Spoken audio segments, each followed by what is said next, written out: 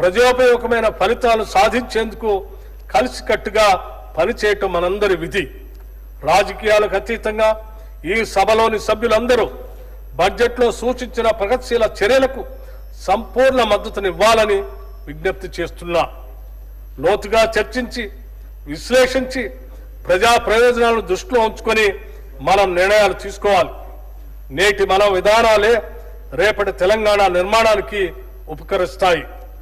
లౌకిక విలువలను స్ఫూర్తిగా నమ్మిన కాంగ్రెస్ ప్రభుత్వం కుల మత భేదం లేకుండా అన్ని సామాజిక వర్గాల అభ్యున్నతికి వనరులు పంపకం జరగాలని, తద్వారా సమాజంలో అసమానతలు లేని వ్యవస్థ స్థాపన లక్ష్యంగా ఈ బడ్జెట్ ని రూపొందించాం. 2025-26 బడ్జెట్ అంచనాలు 2025-26 ఆర్థిక సంవత్సరానికి మొత్తం వ్యయం 3,04,965 కోట్లు.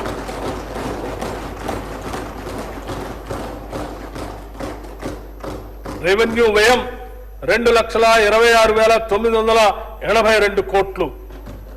మూలధన వ్యయం 36,504 కోట్లుగా ప్రతిపాదిస్తున్నాను. 2025-26 సంవత్సరపు బడ్జెట్ ప్రతిపాదనలను పరిశీలన, చర్చ మరియు ఆమోదం కోసం ఈ సభకు సమర్పిస్తున్నాను. తెలంగాణను ప్రగతి బాటలో నడిపేందుకు మీ అందరి మద్దతును హృదయపూర్వకంగా ఆశిస్తున్నాను. జై హింద్, జై Telangana.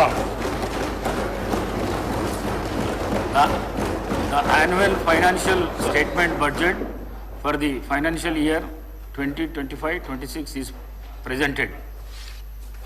The House is urgent to meet again at 10 a.m. on Friday, the 21st March 2025.